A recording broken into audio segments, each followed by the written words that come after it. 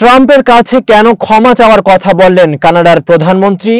যুক্তরাষ্ট্রের 4 দশক আগের প্রেসিডেন্ট রোনাল্ড রিগানের একটি শুল্ক বিরোধী বিজ্ঞাপন নিজ দেশে সম্প্রচার করাকে ঘিরে বিরোধের জেরে ক্ষমা চাওয়ার কথা জানিয়েছেন কানাডার প্রধানমন্ত্রী মার্ক কার্নি। যুক্তরাষ্ট্রের বর্তমান প্রেসিডেন্ট ডোনাল্ড ট্রাম্পের কাছে দুঃখ প্রকাশ করেছেন বলে জানিয়েছেন তিনি।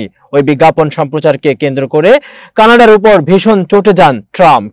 পরে তিনি কানাডার পণ্যের উপর বিদ্যমান শুল্কের সঙ্গে আরো 10% বাড়তি শুল্ক যোগ করার ঘোষণা দেন। তিনি জানান, কানাডার সঙ্গে আর বাণিজ্য আলোচনা করা হবে না। এশিয়া প্রশান্ত মহাসাগরীয় অর্থনৈতিক সহযোগিতা সংস্থার সম্মেলনে যোগ দিতে দক্ষিণ কোরিয়া সফর করছেন মার্ক কার্নি। সেখানে স্থানীয় সময় গতকাল শনিবার তিনি সাংবাদিকদের বলেন, কানাডার বৃহত্তম বাণিজ্য অংশীদারের সঙ্গে হালনাগাদ আলোচনার জন্য তিনিই দায়ী।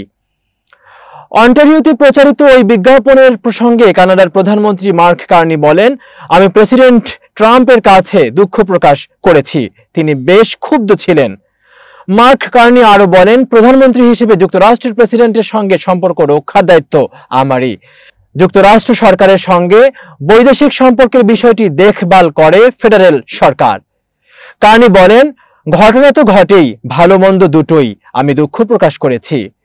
ট্রাম্প দ্বিতীয় মেয়াদে ক্ষমতায় আসার পরপরই যুক্তরাষ্ট্রের প্রধান বাণিজ্যিক অংশীদার দেশগুলোর পণ্যের উপর উচ্চ শুল্ক আরোপের উদ্যোগ নেন।